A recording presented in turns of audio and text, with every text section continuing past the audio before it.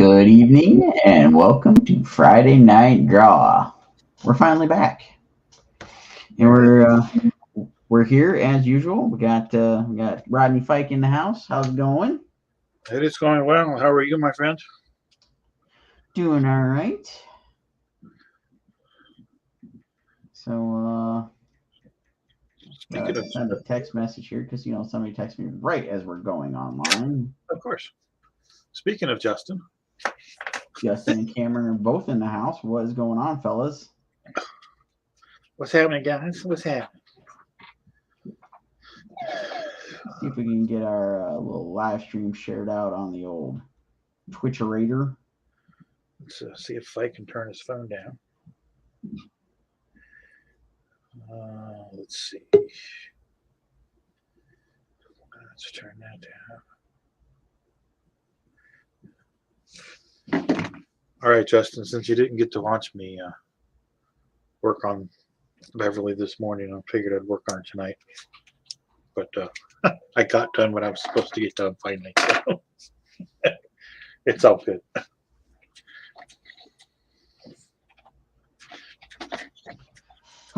So we're here. It's Friday. We haven't been here for like a week or so. 2 weeks, whatever it's been. I can't even keep track. It all runs together, doesn't it? Oh yeah. Why don't we start out by telling these good folks where can these good folks find you on the interwebs? Well, if you were going over to Instagram, you could find me at Rodney_Fike. That's Fyke on Instagram. I'm on Facebook, Rodney Fike Art on Facebook. I am on the Hazm YouTube channel. It's HAZZUM YouTube, and the Hazm.com, HAZZUM.com, home of Peanut Pudding and Jelly, Unchained, Roadkill Rampage, and Pitter Patter. Where might they be able to spot you, my friend, if they were searching for you?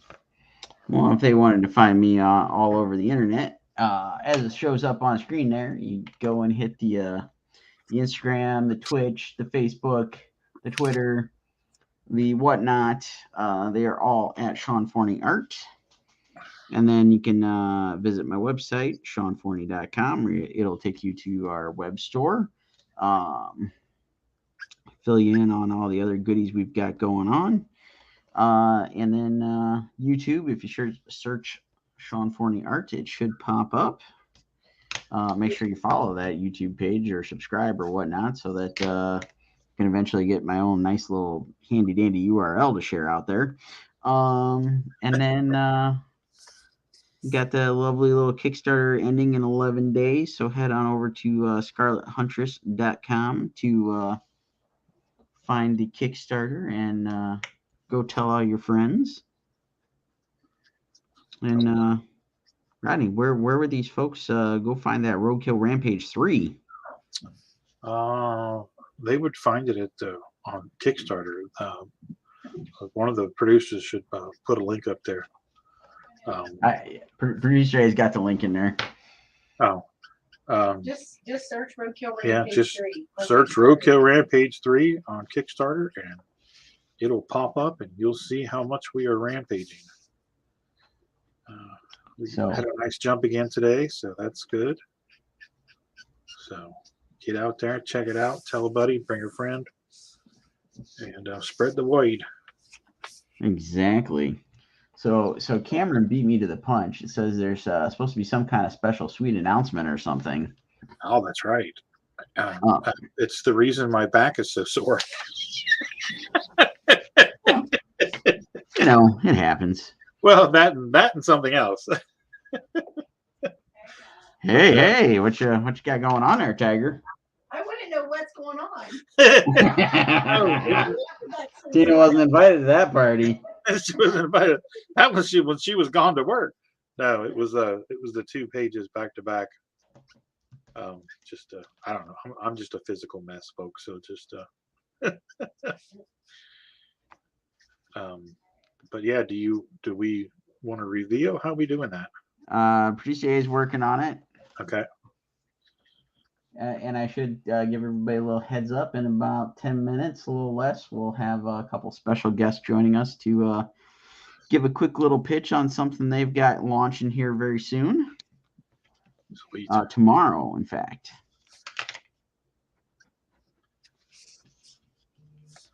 That'll be cool. So yeah, it's I think everybody's gonna like it. It was a lot of fun to do. I experimented on a certain part of it, so be interested to get everybody's feedback on it. Let's see. It came from the radios in the house. Thank you. Hey. Let's see. Justin says you need some icy hot. Oh, I go for the deep blue. Deep blue something. Yeah, it's basically ice hot, but it's called deep blue. Not the band with the deep blue something with breakfast at Tiffany's. Right. And as Cameron says, smash that share button. That's right. Do that sound effect. I set my phone aside and turned the sound off, so I'll hit that one later. How we doing out there, producer?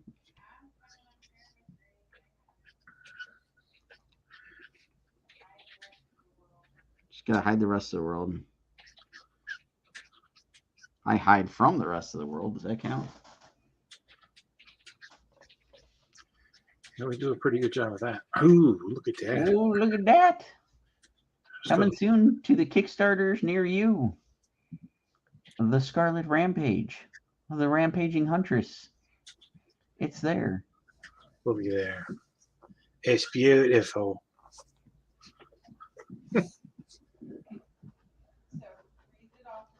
So I got to read it off to the folks. For those that are visually impaired, backer incentive print. If you back these two campaigns, holy zoom. Right on the spot. Holy zoom, Batman. As a thank you from the creators, that's all of us, folks, you will receive this amazing backer incentive exclusive print. It's a 6x9 color print. Colors are coming soon. Rodney's back was a little sore. My neck was a little sore from today. So it'll be colored up hopefully this weekend. We'll show it off in color. And if you back both campaigns, and we've got proof saying you back both campaigns, you're going to get this when we send out those packages. And it has to be a physical backer. It does not count if you back for digital only. Sorry, folks, but shipping is atrocious. Indeed.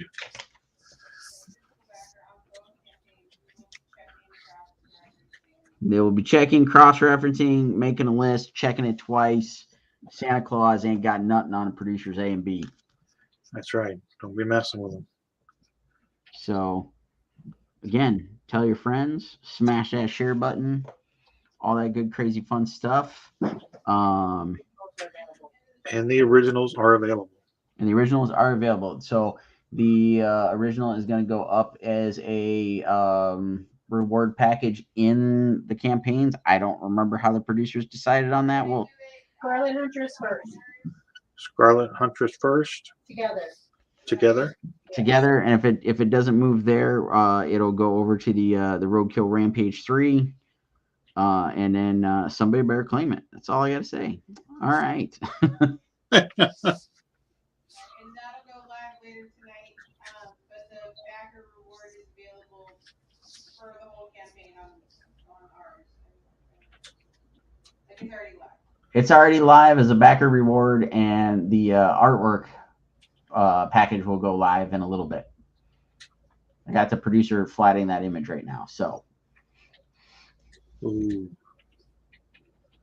Should take a video of that. Producer A is going to hurt you. She didn't know there was going to be video. Oh, Producer A is cringing as we speak. I don't blame her. Ugh. Get that camera out of my face. Can we tell the listeners a little about the two books? Well, absolutely. We got 4 minutes. Rodney, give him a quick rundown on Roadkill Rampage. Roadkill Rampage is the story of Ace and Tess. They start off on a nice trip out to the forest for a nice ride on a sunny day, and things go sideways, and animals get involved, and death occurs, and Tess finds herself alone in the deep dark forest, and it's her saga of trying to find her way out and trying to find her way home as she encounters all of the things that lurk in the deep dark forest. And in issue 3, she comes face to face with her tormentor. Yes, issue 3, she comes face to face with her tormentor, and we finally get some answers. Excellent. So, yeah, I've been teasing you all for 2 issues about what's going on, and we finally get some answers in issue 3. Not all the answers, but some of the answers. Excellent. And tell us what Scarlet Huntress is all about. All right, so this is issue 5, and all the previous issues are available in the campaign. Scarlet is a modern-day descendant of Little Red Riding Hood, hunting werewolves and seeking revenge for her mother's murder. So she, too, is going to find some answers in this issue. We are going to wrap up the story arc that we've been working on and building towards for the last 18 years. And we're giving you 48 pages of full-color arts. And we've unlocked all sorts of good, fun stretch goals and whatnots. So head on over, check out all the different stuff. We've got variant covers. There's variant covers in both campaigns. I did a cover in the Roadkill. And that's all I got at the moment. Trying to draw and think. So there's a quick little pitch. But you like creatures, you like horror, you like adventure, these books are for you. Action-packed, fast-paced, scary things that go bump in the night, and those that fight against them. What the heck? Randy Hogan's in the house. What? I feel like we just left Randy. We did, and we're going to see him again next weekend. There you go. We won't. We won't. All right. Producer A and I will. This is true. All right. So we hit that magic mark here. If we are all ready, I'll bring in our special guests, and they can give their quick little pitch here. So bear with us, folks. Producer A is giving me this duty. We're gonna welcome in Peter Retro Palmiotti and Mark. It came from the radio here. So there we go. Welcome, gentlemen. Thank you for having us. Absolutely. What's happening, guys? What's happening? Hello, That's your cue to say something, Peter. There you go. All right. So Thanks for having us on. Oh, absolutely. Not a Glad problem. you guys got in touch quick enough to let us get this set up here. Because as you heard us giving our little pitches there, we know the trials, tribulations, and all that stuff of crowdfunding. So try to help out our fellow creatives whenever we get the opportunity here. So you guys want to give us the little elevator pitch on what you got coming out and where everybody can find it and such? And who all's involved? Let's see. Elevator pitch. So the basic premise is that 30 years ago, I decided to make a comic book, and 30 years now, future, me decided to throw into the Kickstarter market. So this book was actually written and drawn 30 years ago. It was inked partially back then by Peter Palmiotti, who's to my left. And it's about 2 warring alien races that are fighting over a newly discovered power source. And the war finds its way to Earth, and the power source is imbued into our main characters' heads, and it's given them powers. Like that. I'm definitely intrigued and also very impressed by 30 years on. We get to see something happen here. Yeah, it's kind of funny because the technology has changed over the past 30 years. So certain things in the book, it's just stuff that was happening back then. So I have to always say, oh, well, either I say it's set in the 90s, or I say, well, I just wrote it in the 90s, and that's just how it's going to be. Rodney knows the 90s very well. Yeah, I know the 90s very well. I was producing back in the 90s myself. I did a superhero book called The Superior Seven. Cool. So, then I did a lot of coloring for a lot of small companies and stuff back then. Back in the day. So tomorrow, which will be the 31st, we are launching at 11 a.m. And as I guess a bribe to get people to come to the live stream that we're doing, Eastern Standard Time, we are giving away this little puppy right here. Oh, wow. Nice. It's over a $200 value, unopened. And so what we're going to do is that with a minimum of 10 people, because obviously we need more than 10 people to sign up. So once we hit that 10-person threshold, their names will be entered. Anybody else who donates or pledges, they entered into a random drawing. And then during the live stream, somebody will get that puppy and bring it home.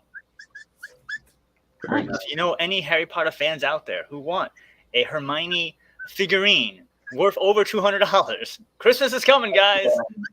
Come in, donate on our book. It's literally Christmas in July. Late July. Yeah. It's almost New Year's in July. Yeah. So maybe I missed it, and I apologize if I did. So what's the title of the book? The book is called Designated because the characters who are sent to protect the power source from the good aliens and bad aliens were designated to protect it. And then the guys who made it to Earth designate certain humans to gain the powers. Okay. So where does this come from? Where did the idea come from? What's the inspiration? So about it's actually quite a roundabout way. So once again, 30 years ago, I was in a comic book school learning how to do comics because I always wanted to be in comics. And everybody had their idea of what to do. And the one thing I learned from the comic book school was the New York Academy of Comic Book Art and Fantasy Illustration in Manhattan, New York, was that I was a better writer than I was an artist. And also I found out at the time that the writer is the one that controls the story. The artists do not at the time. Image, I think, was just starting out. So if you were a comic book reader at the time, you just thought, oh, the artist is the one that does all the stuff. But no, it's actually the writer. So at the time I was like, oh, I can make a comic. And they said, hey, if you know, back then, if you had $2,000 of 90s money, you can make your own comic book, print it and make it yourself. I'm like, I think I can get 2,000. Yeah, back then to make it and print it. Now I'm not saying mass distribution, I'm not saying anything, but just to make it exist. Oh yeah. It's $2,000. So I'm like, that's a reasonable goal. Obviously, it's not that reasonable because it took 30 years. So during the school, a lot of the biggest discussion at the time was, what if we have an idea and we take it to the Marvel or DC and they steal our ideas so we can't give out the best ideas? So the teacher told us, I think it was Stu Suchin from Valiant, he said, why would they want to steal it from you if they can hire you and they can milk you for your ideas? And I was like, he has a point. So if you remember, the 90s was the crazy, extreme, everything's over the top world. And I thought the best way to make a story is to go the opposite. So these powers are very low-key and very reserved as to what was going on at the time. So I sat around, I thought about it. I had my story, my superhero story, but then this story comes along as something that I was willing to give up and to make it into the comic book world. You know how they say, you have your passion project you hold on to, but there has to be something to get yourself through the door. Right. So you make it and, you want it, but you're willing to let go just to get in. But now over 30 years, it's now my baby. I've been working on this for so long. And that's the basic premise of what I came up with. So I switched it from extreme to minimizing. The powers are as follows. We have the main character, Natasha Ash. She has the power of intuitive thinking. So, you know, all you guys always have the your gut feeling that tells you something. You hear a little voice like, oh, maybe I should do this, and then you really don't listen to it. Yeah, the one I never listened to. Yes. So she has an enhanced version of that. So she has gut instincts. That's her power. Like, it's very low key, but it comes through in the story as, oh, certain decisions, certain quick decisions are the better of the two options. We have Adam, who is the mind over matter person. So in times of increased duress, or when you really need to do something, as referenced by the Incredible Hulk TV series, you can find the upper limit human strength when you need to, as based on that idea. So he can run faster when he needs to. He can withstand, has enhanced healing when he needs to, but it's not all the time. And there's no instruction booklet. It's like Greatest American Hero, where you lost the instruction booklet, so you're just kind of figuring it out. And part of the story is that they're figuring it out as you're figuring it out as it goes along. So no one explains stuff; they just kind of figure it out. We have the third girl, which is Kelly. She has the ability to absorb and amplify the strongest emotion in the area. So if, let's say, you're in a crowd and one guy is really scared, she can absorb that, become scared herself, and then pass it on to make everybody in the area scared. Obviously, like I said, they don't know what's going on. It just kind of happens. Right. Then we have the fourth character, which is Chris. He has the ability to have a mega memory, which is, it's like photographic memory, but to the next level. So he can sit down and read through a dictionary, and he can know all that stuff. It doesn't make him smarter. It just makes him be able to retain information better. There's a difference. And then the most powerful one is is Ed. He's a 5-year-old boy. And what happens is that he has the ability to astral project. And he also has the ability, as I like to call it, the power of wish. But once again, because he doesn't understand it, if he like really wants something, it'll just pop out of thin air, that kind of stuff. Nice. I'm intrigued by everything. I'm digging what I'm hearing. That's awesome. And actually, I think Pete has a drawing. It looks like it's from issue 3, if I'm not mistaken. I think Pete is frozen. Yeah, this is maybe. yeah. It's from issue 3. Go ahead, Pete. My internet sucks. Uh-oh. Yeah, he is frozen. Okay, so I guess I'll do double duty. So the frozen image is from issue 3. It's a 110-page story, beginning, middle, end. Like I said, it's already written, it's already drawn, all pencil, done. Yeah, this is a page. Here we go. It's page 10.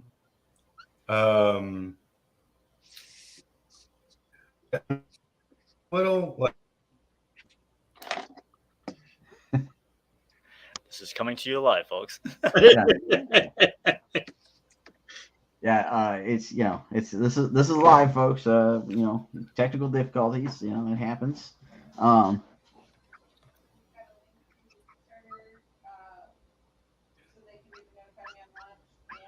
hear me now? Producer A put up a link to the Notify on Launch. It's in the comments, and she's got a link up for you guys' YouTube. They started in issue 2 and jump a little bit, but Peter, you're cutting out, buddy. Real bad.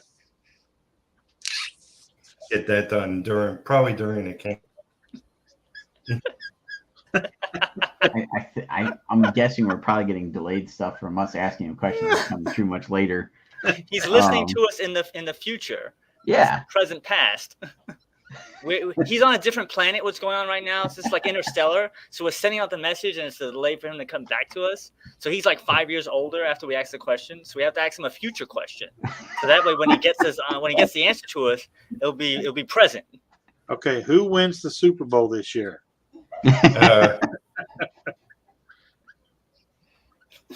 That's 2023. Yes. February of 23. He's checking the sports almanac for 2027. So you guys got the launch happening tomorrow. Got the live going out. Like I said, we got comments in the or links in the comments there for you. And if folks wanted to find you guys online, where's the best place to hit? So one of the other things I do is I host a weekly radio show. I've been doing that for almost 20 years now. Our first episode was us discussing the Daredevil movie with Ben Affleck. The new Daredevil movie with Ben Affleck. Nice. So who knew that we would be here 20 years later? And that's actually how I met Pete. I was looking for someone to work on the book. And then I was like, hey, you want to be a co-host on my radio show? He was a guest on a co-host for a couple of years out in Long Island, on Long Island's oldest radio station. So right now, because of pandemic and stuff, we are on both terrestrial and online radio stations. So www.camefronradio.com. That's where you can find all the information. I usually post on Facebook, Came From Radio, and Twitter at Came From Radio. Nice. There we go. Peter, we can grab some links up later and share those out. I don't know if the audio is coming through or not. No, I'm not hearing any audio from Pete at all. Yeah. Man, I hope his audio is good tomorrow. Right. I don't know. I'm tapped out of questions. Rodney, you got any other additional questions here? Let's see. We asked. Steph got one. Mark, what kind of rewards can folks look forward to backing for? What kind of rewards? We have original pages. Like I said, all the pages are done. So we're gonna have, since it's 110 pages, this first campaign is for the first issue of 22 pages. If by some miracle we get over stretch goal, we can't actually get to a point where we do the entire 110 pages. It's better on my account. Oh, there we go. See, he listens in the future. So we're going to do 22 pages. Original artwork for the first issue. We're going to randomly give it away. Someone puts money down for that. We have a trading card of Natasha Ash, the main character. And one of the things for my show is I also created a character called Sunburst. She is our official mascot for the It Came From the Radio. And we're also giving away her trading card. That's right there. Nice. And we also have a friend of ours I met throughout the years. He does custom-made clay figurines. So for the high-end collectors, we have a puppy like this sucker right here. Oh, wow. Nice. Very cool. Here, let's, and you get to pick any character from the book. It'll be this size. And he also is going to do a diorama for the high-end collectibles. So you get all 6 characters. So you get the main 5 characters that I mentioned, and then you get the villain, King Brigand, and you can get that as well. And then you also get the copy of the comic with that. But like I said, these are beautiful. They are custom made all by clay. They're really, really, really amazing and nice. And this is a 5-inch figurine right here. So that's like the high end. So we got the low end, which is a trading card, digital comic. Then we have the high end, which is the clay figurine and the original artwork. Awesome. That is sweet. Definitely something to put on your collector shelf for sure. All right. Guys, I think I'm like out of stuff. If you got anything you want a last second pitch here, go for it. Yes, I'm going to mention my bribe again. If you're a fan of Harry Potter, this puppy right here, $200 value. We're giving this away on the live stream tomorrow. As long as we get a minimum of 10 people pledging, you'll be randomly entered during the live stream, 11 a.m. Eastern Standard Time to 1 p.m. So during there, we were going to be giving that puppy away for people who donate. Nice. Excellent. All right, guys. Well, thank you for joining us. Glad it worked out that you can make it on this evening. Oh, thank you. We really appreciate it, especially the pre-launch. I really, really, really appreciate it. Absolutely. Not a problem. Just folks, go out there, tell everybody about it. Hit that notify button. and join them all for the pre-launch. Yes, definitely. All right, guys. Thank you again, and best of luck starting tomorrow. And yeah, we'll try to do some shares and all that stuff as the campaign's Be on my going. channel. Do what we can to help out. Whatever you do would be greatly appreciated.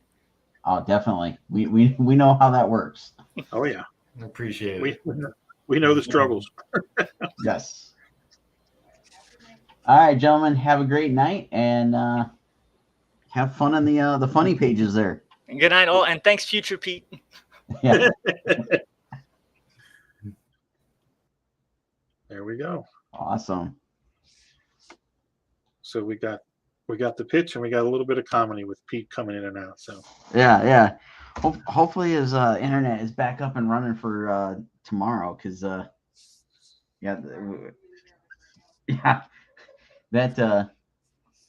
we've dealt with that struggle. We know how it goes. It's It's a not nightmare.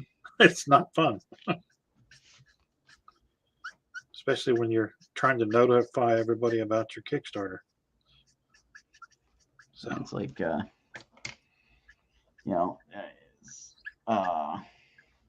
nothing like trying to do all that stuff. Your internet goes wonky, and the panic attacks set in. oh yeah, you try not to cuss live on air, and all that good stuff. Maintain your composure. Exactly. They handled it pretty well. Yes. Of course, we don't know how Peter handled it because we couldn't hear him. Right.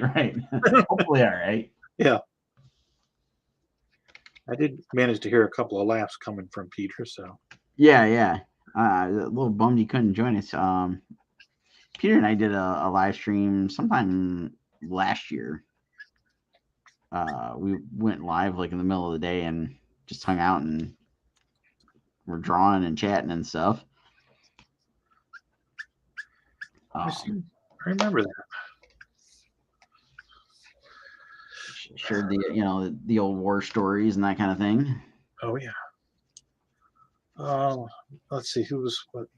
Edward's in the house. He says, "Very cool, singing hair." I guess he's talking about this. It does sound very interesting, says Randy.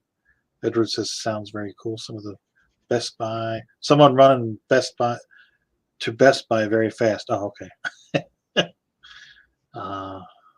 Okay, that's cool. Very cool having them on, paying it forward.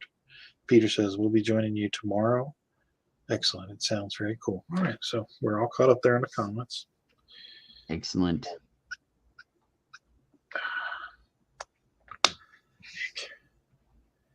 All right.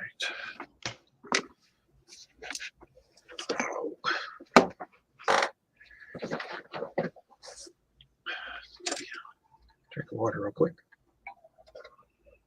Oh, so we haven't. You and I talked about it a little bit at the Gem City Comic Con last weekend. Mhm. We had time at the drink and draw and had a little bit of time at the bar, but and I know I have individually, but together we haven't had to chat up all of our fun experiences of seeing all the wonderful news coming out of San Diego Comic Con. Oh, quite a bit. So as I got asked last night when I joined the fellows from Three Geeks, what were your top three things to come out of San Diego? Oh man.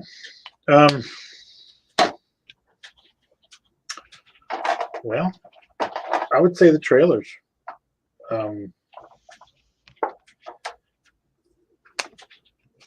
Just seeing all the new characters debuting, Namor and all that was pretty cool. Oh yeah. I don't know, to be honest with you. I haven't really had much time to dwell on it. So why don't you give your top three?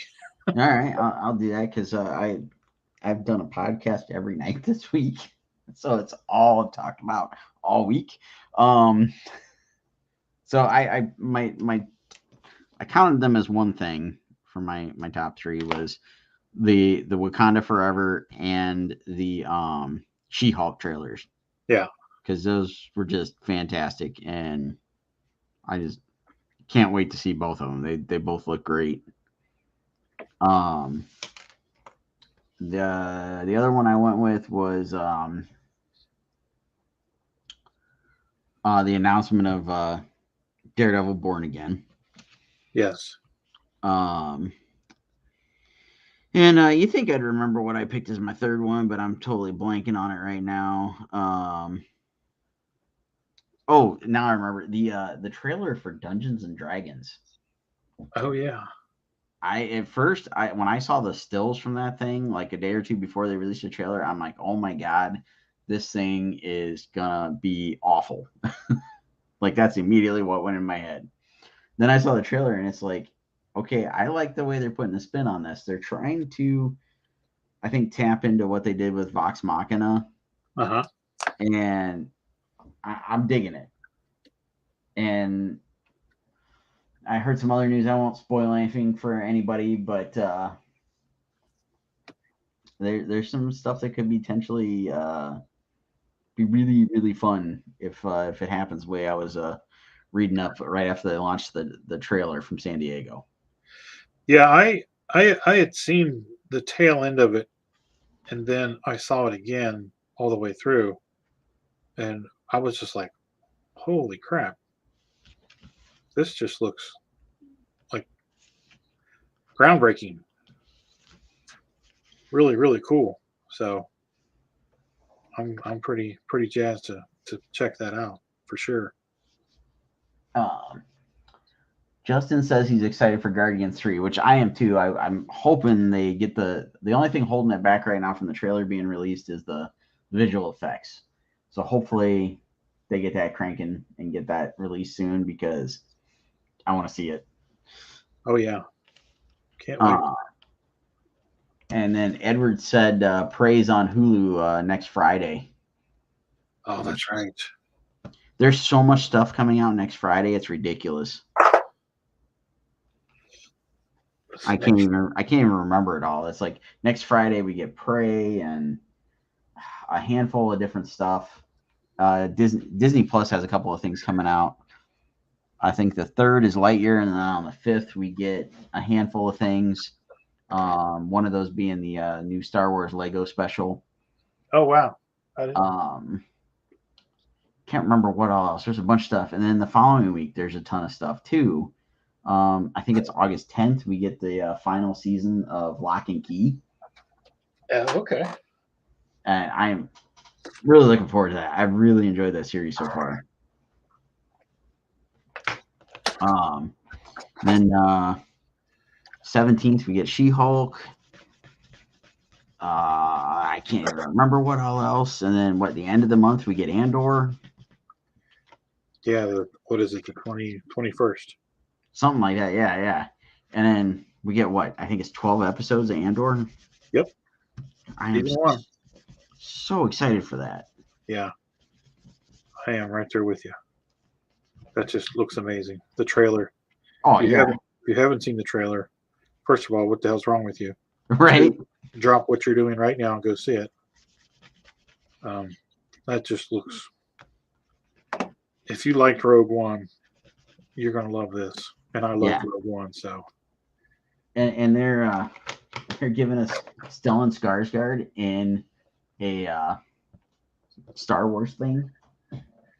Speaking of Skarsgård, the one Skarsgård brother, I don't know his first name, but he played Floki in Vikings.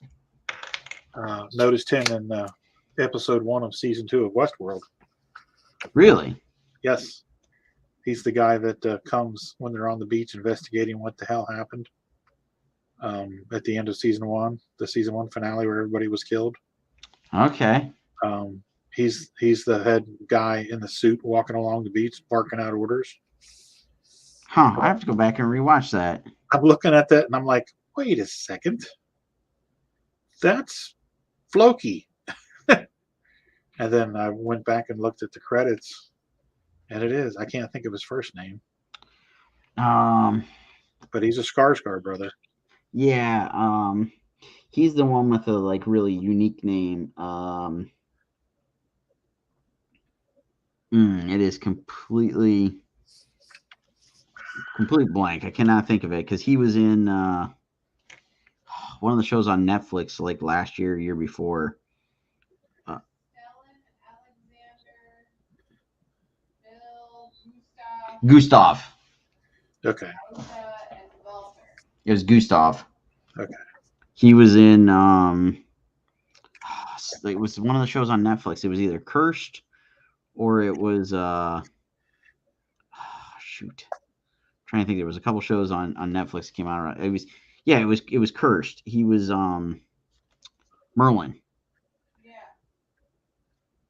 And he's also apparently going to show up in Evil. He's gonna show up in Evil. Sweet. We've been watching Evil, trying to catch up from the first season. He's in Vikings, Westworld, and The Way Back. What is evil? Luke Cage and some lady. It's a psychiatrist. Oh and- yeah. Okay, I know what you're talking about. It's on CBS. Yes. Okay. Yeah, we started watching the first season and then we kind of fell out of being able to keep up with it, and we decided we were going to go back in and start watching it. So over the last couple of weeks, every once in a while when it's hits about 10, 11 o'clock, it's like, hey, do you want to watch something before we fall asleep? And we've been playing catch up on that. That's cool. Let's see. Edward reminded me of Sandman's coming on Netflix. I think that's sometime this month, maybe September. Okay. And yeah, August 21st, we get House of the Dragon. Oh, that's right. I'm so looking forward to that. That's another favorite out of San Diego, was the new trailer they put out, and the Lord of the Rings trailer. Yeah. Yeah, it all looks. If you're a fan of sword and sorcery, and this is your time. Yeah, I know. I am super jazzed. And there's more Masters of the Universe coming later later in August. Really? The third season of the Masters of the Universe cartoon is going to be dropping on Netflix. Edward says I'm jealous because one of my friends is seeing the DC League of Super Pets today. Oh, I so want to see that. Yeah, me too. After we get back from the old C2E2, it's going to be top of the list. Just looks funny as hell. Oh yeah. And I just want to see the superheroes animated with that awesome animation. Oh yeah. And I'm curious, like, how many are going to show up. I know in the trailer they show us Batman, Superman, and I think Wonder Woman. Yeah, I thought Green Lantern was in there too. Might have been. I'm trying to remember what I've seen in the last couple of things. But it looks so much fun, and what is it? It's The Rock, Kevin Hart, Keanu Reeves. Keanu Reeves, yeah.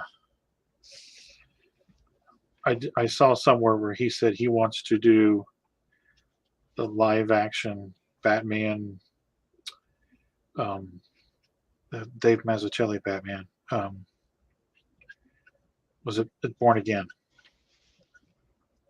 Live action. Okay. Yeah,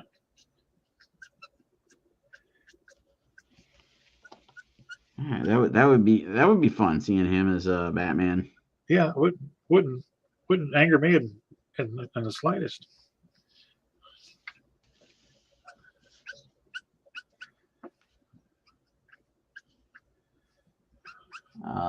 My one grandnephew stayed over last night, and we were at Walmart, and I saw the He-Man toys, and I'm like, this flashback. Yeah, it took all the fiber of my being. Last week we were in the Walmart, and they had some He-Mans. I didn't buy any. Were you sick? No, I was trying to behave. Escaping the wrath of producer A? Yeah. She let me look, but I wasn't allowed to buy anything. Okay. However, I did convince her to order the the 40th anniversary He-Man. Oh, there you go. It's just kind of like Producer B ordered me volume 2 of the Alien Legion trade that I found last weekend at Gem City. I found volume 1 Nice. and found volume 2 on Amazon. So she No, eBay. it was eBay. it was eBay. It's eBay. Feebay, yeah. So she said I could have it, so Nice. she ordered it for me. Just because he whined like a little baby. My pages are in here. I've got two original pages that I bought from Larry Stroman, and I immediately was flipping through, and I didn't think they were going to be in volume 1 because that's all Frank Chiracco artwork in volume 1. And I remember Larry didn't come in until the second iteration of it, because they did a run. I think it was 16 issues or 20 issues, and then they stopped for a year, and Frank went on his merry way, and then they came back and they launched a second run of it, and Larry Stroman was the artist. And he was an apprentice. He apprenticed under Howard Chaykin. Oh wow.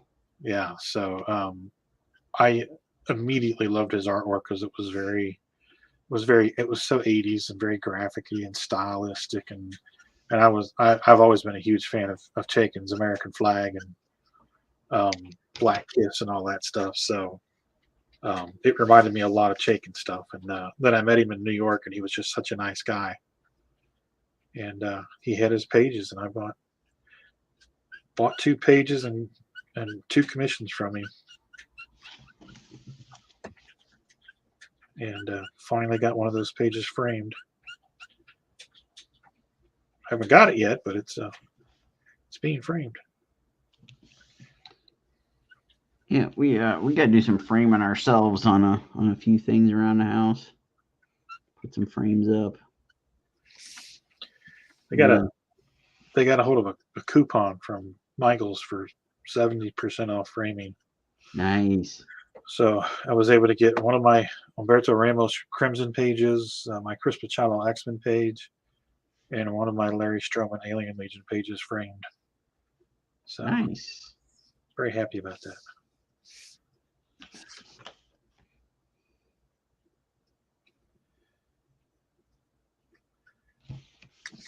Yeah.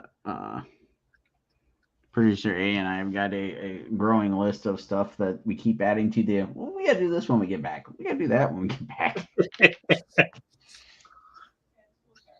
And school starts. So Producer A is going to have us both run ragged by the time we get back here. That pesky school year is upon us. The grandnephew at He-Man?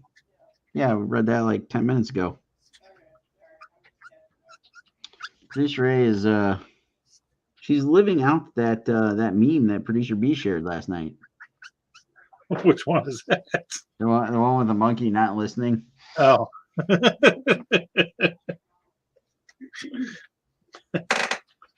That's funny. I saw that last night and I'm like, which one of us is she talking about? Who could it be?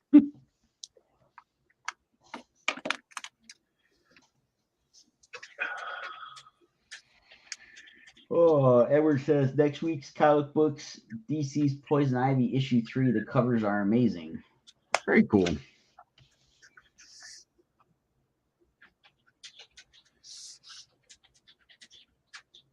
Speaking of Poison Ivy, did you happen to see Mr. Fife's Poison Ivy he did at the Drink and Draw? I never saw it finished. I saw him still working on it, but oops, totally bashed the camera. Uh-oh. Yeah, he did a great job.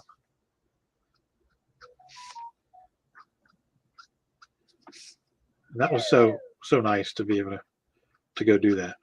Oh yeah, I love that event. We're trying to harass and convince Jesse to do a few things for next year. We'll see how that pans out. But yeah, I really enjoy the Drink and Draw. That place is so much fun.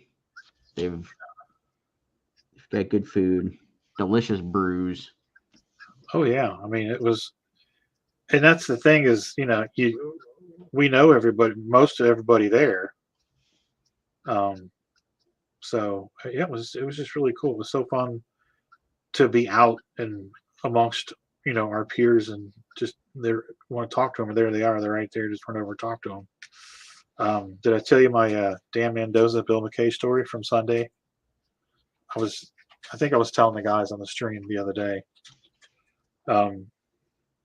I've always kind of been a fan of Zombie Tramp from afar.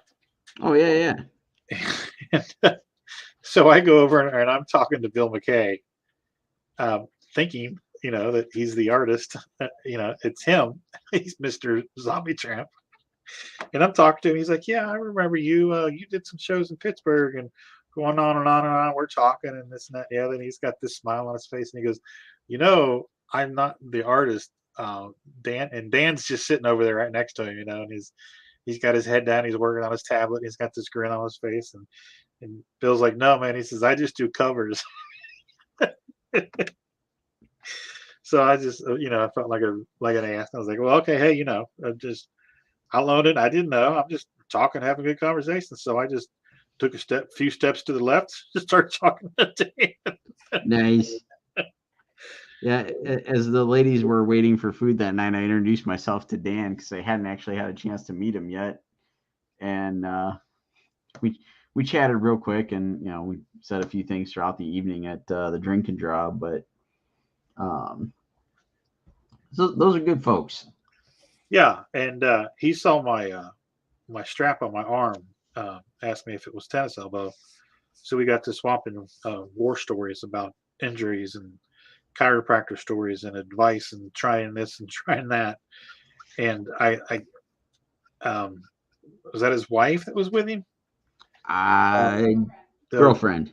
Okay, with the dark hair. She come over. She wasn't there at first, and she come over and was talking to us, and we were talking about, well, my chiropractor does this, and he does it this way, and I was like, well, she does it this way. We're standing there sounding like a bunch of old crickety men. Not sounding like. Yeah, exactly. We were. And once again, somebody guessed me much younger than I actually am. And because he was like, well, you can't be falling apart that much. He says, you ain't that old. And I looked at him and said, how old do you think I am? He goes, I don't know, 35, 36. And I said, can I give you a hug? He's like, well, how old are you? And I said, guess again. He's like, what, 38, 39? I was like, 54. And him and his girlfriend about fell out of their seat. They were like, no way, man. Like, yep. Nice. It was so funny.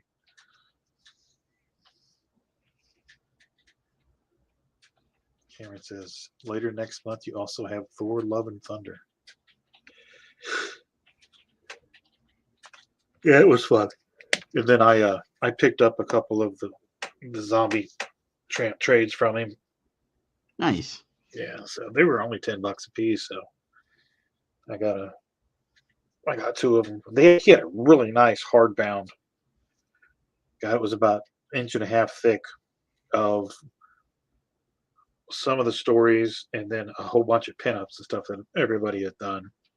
And it was $50, and I didn't want to spend that, so I got the two trades instead.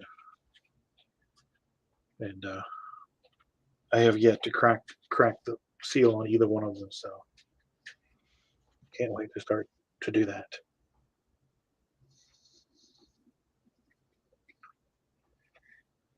Okay.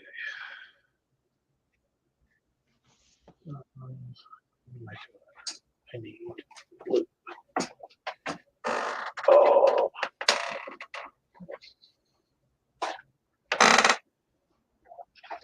It was a good time. Had never met Ian before, and yeah. got to have really good conversations, a couple of good conversations with him. One about the New England comics and the Tick, and we got to talk about sports and stuff like that. seems like a really nice guy. Oh yeah, he is awesome. Yeah. I'm glad he was able to come out and do the show again because that's really about the only time we get to see him anymore. Yeah. I told him, I said, you know, I bought issue 1 of The Tick from Ben Edlin in New York City in 1990. He's like, yeah? I was like, yeah. I says, and I still have that. I think I have like the first 9 issues. And then he started telling me, you know, everything about that soap opera. Oh yeah. I was like, it just, I knew there was some screwery going on, or you know, that existed with that character and the owners and all that, but it was an education. Let's put it that way. Well, and didn't he go on to like he started producing a bunch of stuff in Hollywood? Yeah, he was a writer on Supernatural. I think he was a it wasn't the showrunner, it was something else. Yeah, then- he was producer. I remember seeing his name pop up in credits, and I had to look it up and be like, that is the same guy. Yeah. And then something else, another series. But I can't remember what it was. But yeah, he left because he couldn't get those guys to branch out to do anything else. Because you know everybody wanted to do this, wanted to do that with the Tick, and they just were, you know, they were content with just being the Tick, and he said, well, I want more than that, and I guess that's why he left.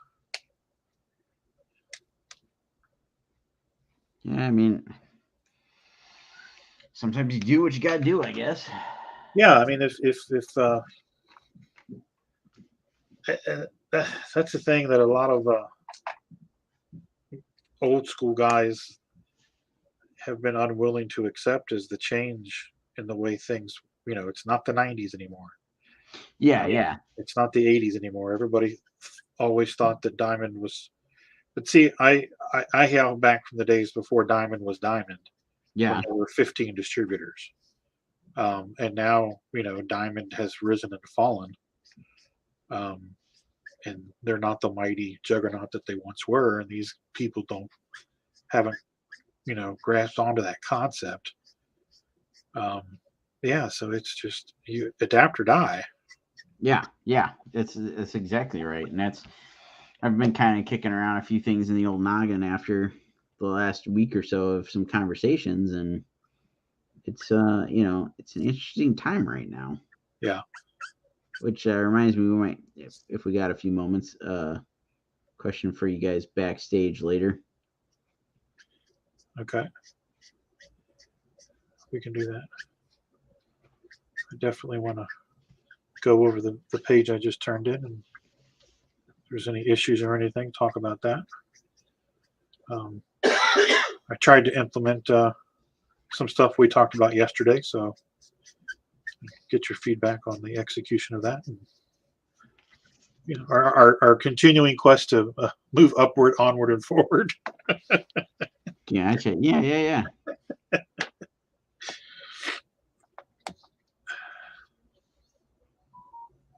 Do.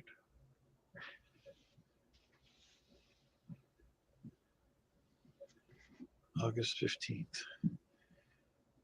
He's going to have his kidney stone removed. August 15th, Edward is. Oh, I hope all goes well. Yeah, if you can, yeah, it's he was worried about, a little stressed about that yesterday morning on a stream. Well, rightfully so. Yeah, but it's pretty standard procedure, so I wouldn't think that there'd be a reason to be too stressed about it.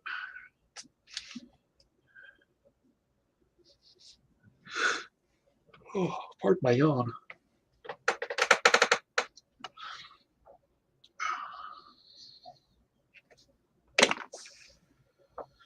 Where are my?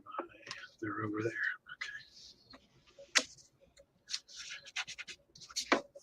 Okay.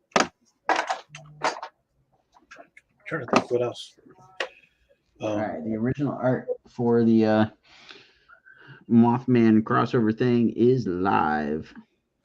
There we go, folks. Original art is your thing. Oh, good. Oh, Bless you. okay.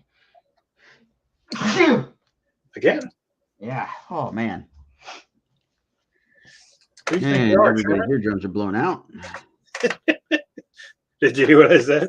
No. I said, who do you think you are, Sherman? It's the fun of allergy season. Oh, yeah. Welcome to the Ohio Valley in August, July. Are you guys still in the Ohio Valley up there? Not to my knowledge. Yeah, I think you guys are just north of it. I think it kind of ends. It's just right there around Dayton. Right around 35. We were in Indiana, and that oh god, that was horrible.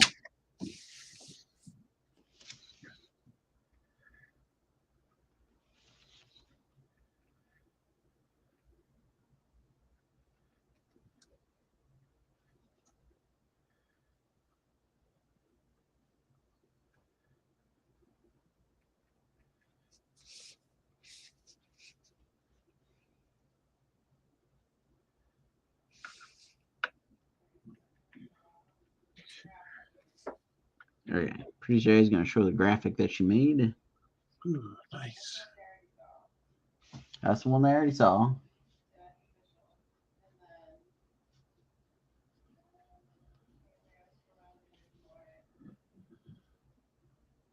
And we're scrolling. And there's the original art. Dun, dun, dun, dun. 3 pieces: the pencils, the inks, and a color print. Colors coming soon. Very nice.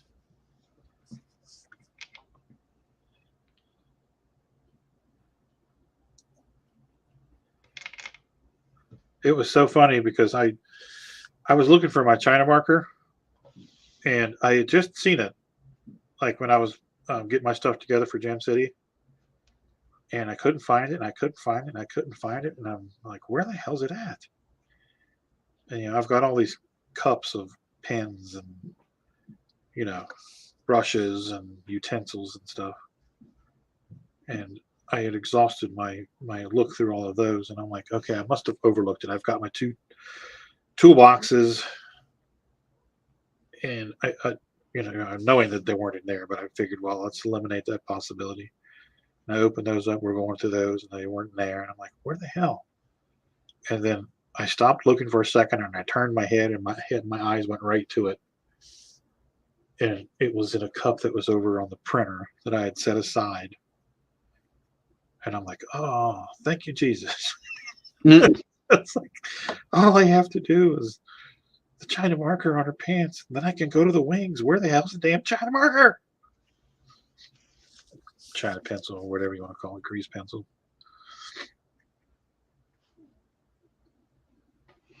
I don't know. It was a few months back. I was talking to Jesse and Nate. We were texting back and forth about something, and I don't remember what the reasoning was, but Jesse wanted something that was white, and I said, well, get a white China marker. He's like, a what? So I sent a picture of what they were, and he's like, I've never heard of that. I'm like, have you heard of a grease pencil? Yeah, well, I use those all the time at work. It's the same thing. Same thing. He's like, I've never heard it called that. And I took a picture, and it says it big and bold, Sharpie, China marker. Yeah. I'm like, I'm not making this up. Have you ever read the Tomb of Dracula book, or any of the horror books from the 60s or 70s? They all use China marker for big swaths of texture on gravestones and bricks and castles and stuff like that. Yep. That's like, I thought it was commonplace, but it is. It just, you got to know by the proper name, apparently. Right. I don't know. I just remember, like, I don't know where, who, how, why, what. We had them when I was a kid, but we had some around the house, and like I discovered that one day, and I was like, Oh my God, this is the greatest thing ever. Oh yeah. You know, it was so funny. He was talking about New York in '90, going to that show, and the magic of, you know, being amongst fellow artists, you learning things, and that's when I really started just standing there watching guys do things. But Larry Stroman was doing he was working on Alien Legion pages. He was inking them, or he wasn't inking them. He was inking something because Mark Farmer inked him on Alien Legion. So he was inking a commission, and we've talked about this before. He was making an explosion with a thumbprint on his thumb. Yeah. And spiraling it out and doing that. And he was one of the guys that I think Chaikin used the China marker a lot in China pencil in on American flag. So I mean I've always been aware of it. And some local guys that did a fantasy book, they used it. And I remember going to the comic book store and they'd be sitting there working on pages. So that's where I was introduced to it, because I'm like you. We always had them around the house, but we just used them for, you know, whatever kids use China markers for. Never realized that they were applicable to comic book art. Yeah.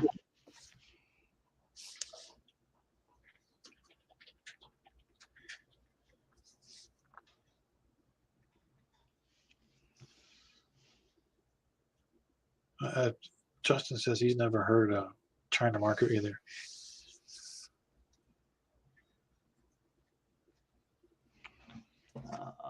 Let's see, I got one handy. Yeah, where's mine at? It's these guys, the peel off pencils. Yeah. It's I don't know. It's a waxy like crayon. Well, yeah. I mean, I've got a bigger one, which is what I was actually looking for, and I still haven't found it. And it basically looks like a jumbo Crayola crayon, black Crayola crayon. And I found just what you had. I had one of those too. That's what I found. I never did find my big stubby one.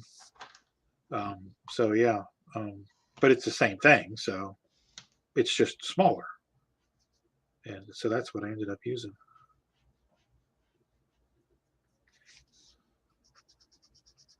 Yeah, I don't know. It was a handful of years ago. I saw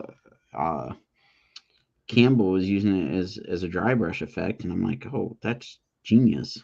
Yeah.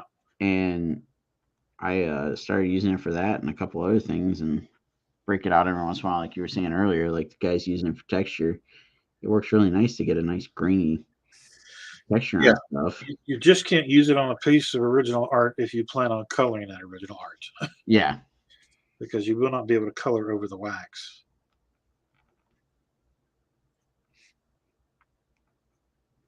It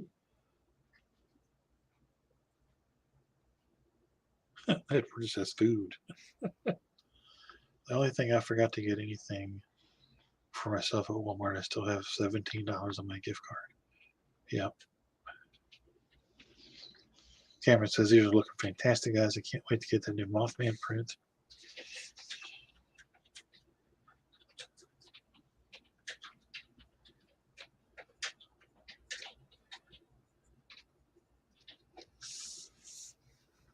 Yeah, that was a lot of fun.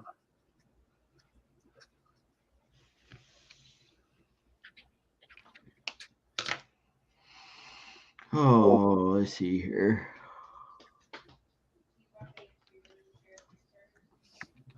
Sure. Producer A is talking, sharing the Kickstarters and scrolling through it as we're working. Sweet.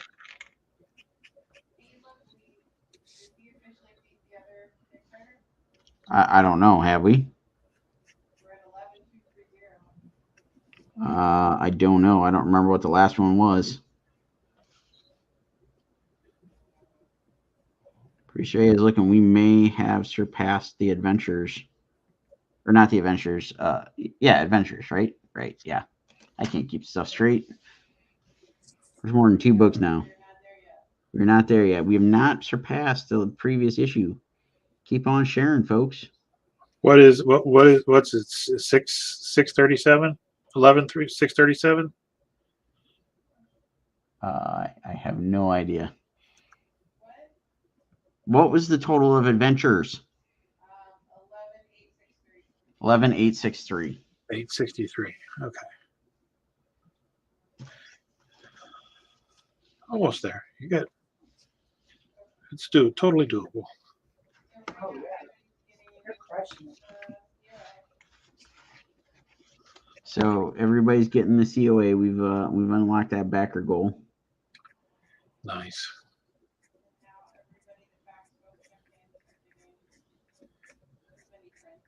Everybody that backs both campaigns is now getting the mini print. Woohoo.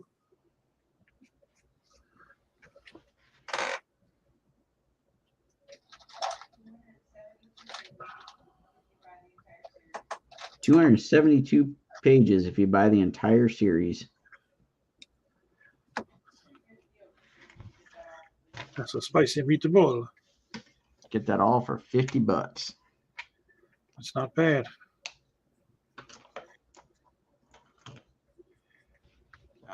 That's everything, right? Yep, that's all 6 books. The whole kit and caboodle for $50 plus all the goodies, man. That's outstanding. That's a good way to spend $50. Yeah, it is. Still got metal covers available. Still sketches available. Lots of original art. And we just added a new piece this evening.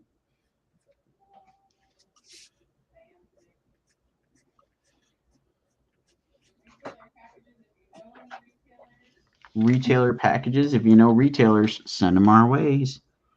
Do you guys have retailer packages in the Roadkill? Yes, we do. So there you go. Tell your retailer friends they need to carry independent comics.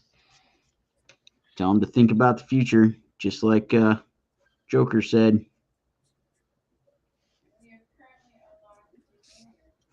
We've currently unlocked the lanyard. Ooh. Very nice. 2 stretch goals left. Woo, doggies.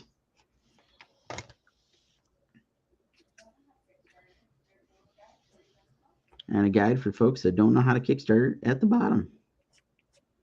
Which I did a couple nights ago when I was on with the folks from Niobe, and there was a couple of guys that joined in.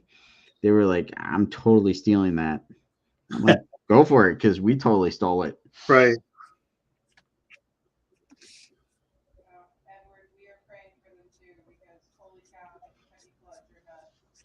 Edward, if you didn't hear that stuff said, we were praying for them too, because the floods down there are nuts.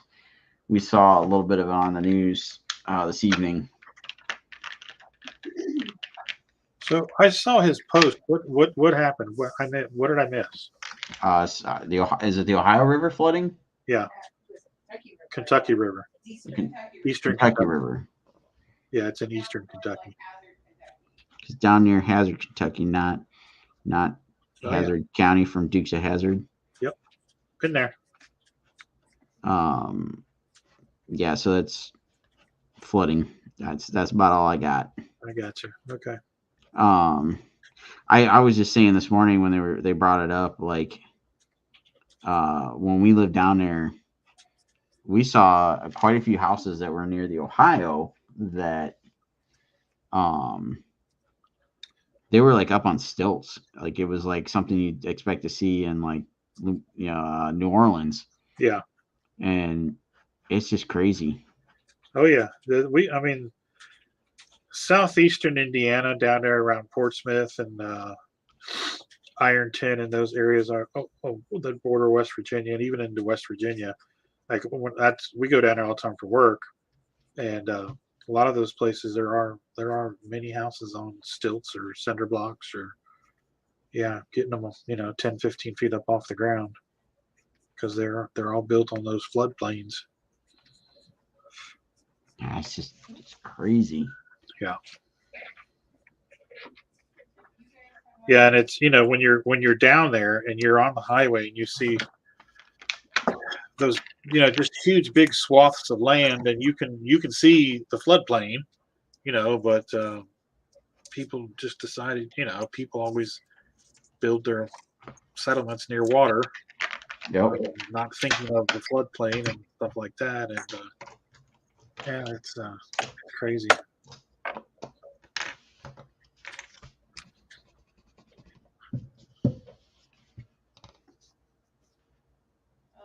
Okay, so Rodney and them have unlocked 2 of the backer rewards.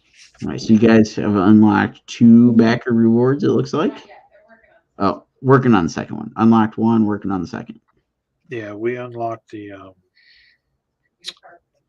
what? The guitar pick, and we unlocked the 3,000 one, didn't we? Yeah, we're good. That's a stretch goal, not a backer goal. Yeah, that's right. Backer goal. Yeah. Yeah. We did Adams. We're working on the 75 net. Travis Gibbs Voodoo Nation. Yeah, we're working on 75 now that Travis Gibbs is the Voodoo Nation.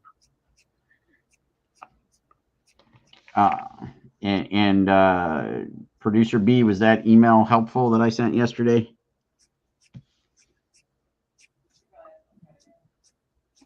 I haven't been in email, to be honest. It was a very busy week. Yeah, no worries. I just wanted to see if hopefully that did the trick for you.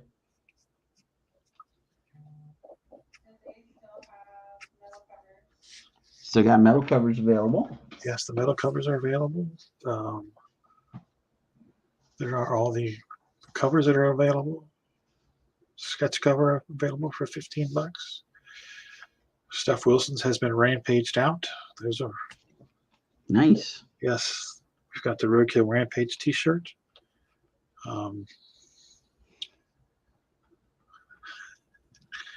I have one that I have outgrown. We have the commissions from Adam Fields and myself. There's only one of each left. There is only one of each of those commissions left, folks. So act quick and swiftly to get in on those, or you will lose out. Speaking of roadkill shirts you grew out of, I was expecting a specific look this evening.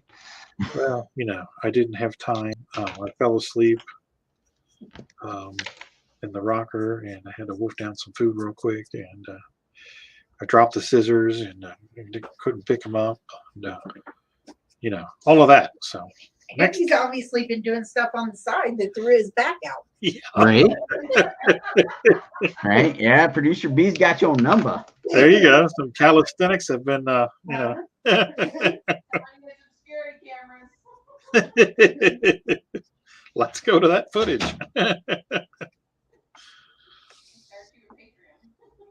Now, see, we made the mistake of buying the world's most comfortable lazy boy chair. And I mean, my back has just been on fire the last couple of days, and my tennis elbow has just been just excruciating. So I haven't really been sleeping a lot. So when I go to sit down in the chair to take a break, I end up like dying for an hour. And usually Sherman will jump up on my lap and wake me up, but he didn't do that today. So, like, I literally got done with that cover and went and did a couple of things really quick, and then sat down, and I was out.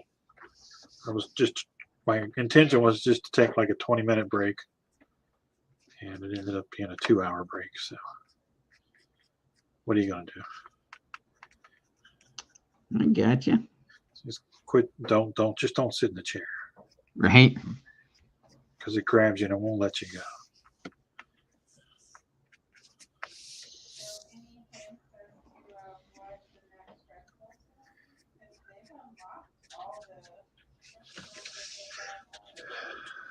Producer A and the curious minds of the interweb Oh yeah. want to know what's going to be on those next stretch goals. Well, That's for this weekend. Nobody checks Kickstarters over the weekend. No, I gotta finish figuring it out. We came back from Gin City and we had relatives coming into town. So my mom Don't has you been, hate that?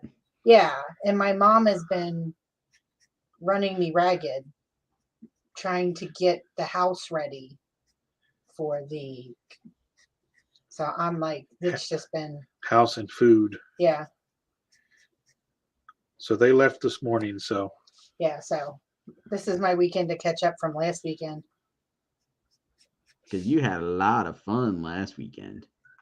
No, I didn't. You Perfectly fine. just don't remember it. we had fun watching you have fun. Yeah, we did. Yes, we did. Ah, did the Roadkill dragon Rampage. wings.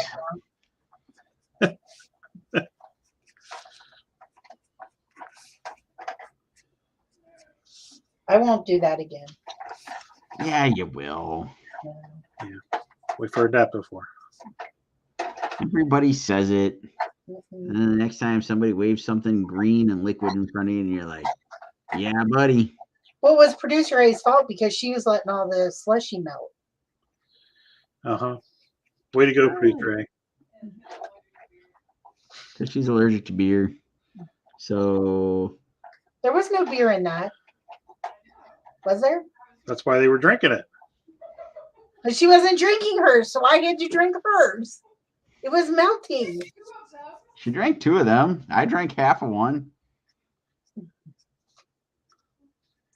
Was the final count for me 4 or 5? I think it was like 7. Oh, was it? Yeah, I was going to say. Hey, but my art skills got better the more I drank. Yeah, they did. That stitch turned out pretty cool. Do you know that Mr. Ficus had 2 pencil sharpeners? Yeah. Do you know how good my stitch could have turned out if I would have had a pencil sharpener? Not only did the ficus have 2 pencil sharpeners, but the Fifus also had a pencil sharpener. Nobody bothered to ask us if we had one because I didn't know you guys needed any. Apparently missed me with the knife hacking away at the colored pencil on the table. Was it? Yeah, that's what I said. You didn't see Sean over Well, there hey. with the knife? Hey, in our defense, we were drinking too. But you were facing each other. Whatever. Yeah. Hey, nobody stood up and made a declaration that they needed a pencil sharpener. If I would have known, I would have. I think I was whining about it incessantly. But I was busy. I was arting and drinking and talking. And we all know Rodney cannot multitask. That is true. That is no true words were ever spoken. The ficus and the Fifus were having a good in-depth conversation. I even drew a woman better than Rodney. Oh, wait. You did. On the first try. But she was very, very round. She was. Those were beautiful ellipses.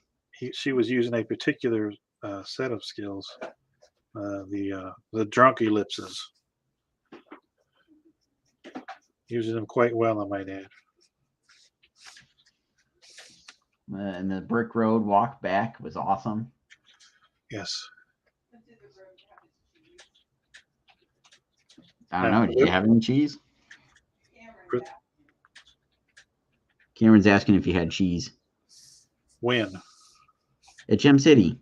Cheese? Because I was whining and stuff. Oh, okay. Yeah. Actually, yeah. But there might have been. Yeah, I had some cheese in my salad. Cameron, we can't change subjects on Rodney too fast.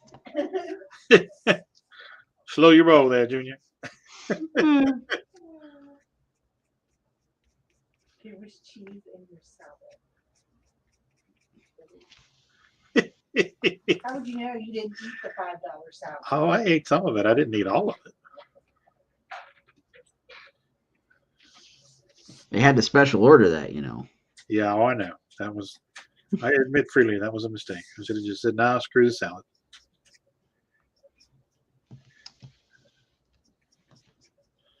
My my euro and what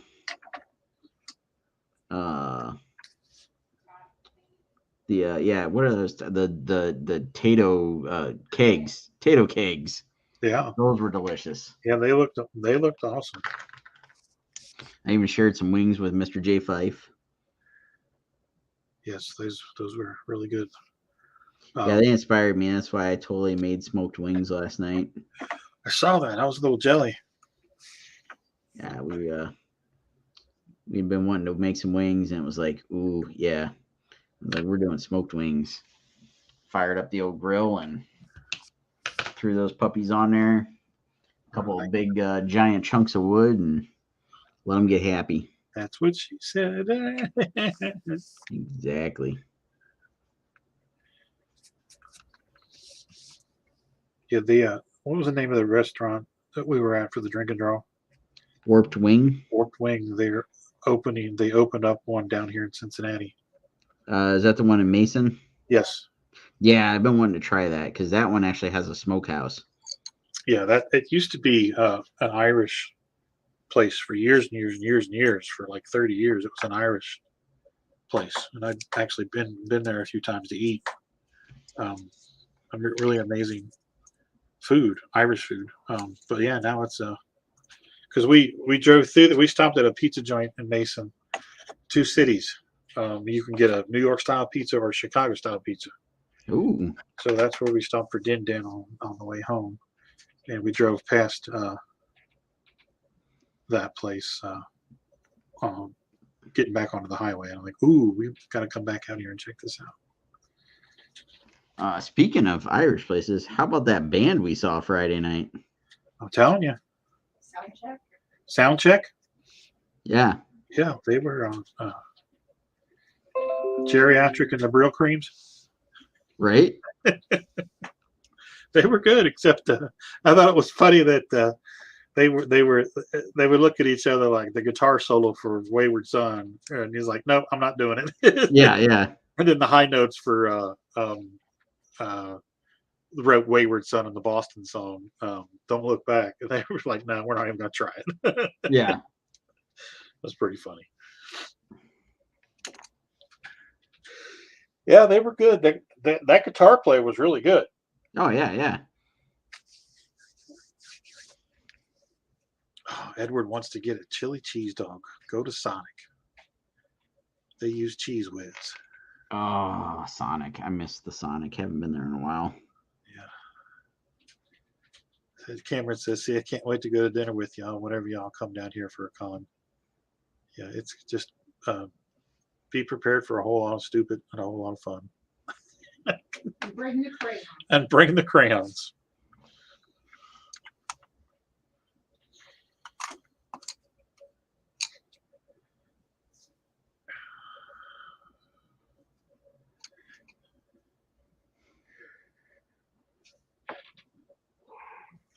Excuse me.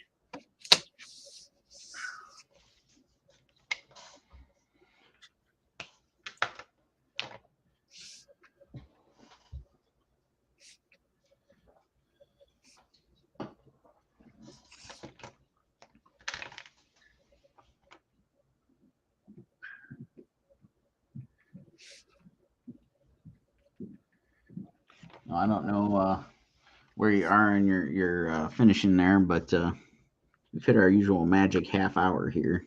I'm ready to be done. So make it so. All right, folks. Thanks as always for tuning in, hanging out with us, Yes. keeping us company. You know the drill. Go out there and smash that share button on the Kickstarters. Tell your friends, all that good stuff. Check out oh shoot, now I'm like blanking on the name. Say it. The dudes that just joined us. What was their book called? Yeah, it started with a D. It was not Degenerates. I got nothing. I can't remember. Designated. Thank you. Thank you. Go check out the Designated as well. Show them some love if you can. Justin wants to know if Gem City is always in July. Say what now? Justin wants to know if Gym City is always in July. No, it is not. No, it used to always be in like March or April. I think going forward, it will be in July. We will know in September. So there you go. All right, everybody. I echo Sean's sentiments. Thanks for joining us tonight. And everybody have a great weekend. And go mash those share buttons for Scarlet Huntress and Roadkill Rampage. And just have a good weekend. Be safe. Let's have a good weekend and stay cool and dry. That's after that. And we will see you all sometime next week. Night, everybody. Bye.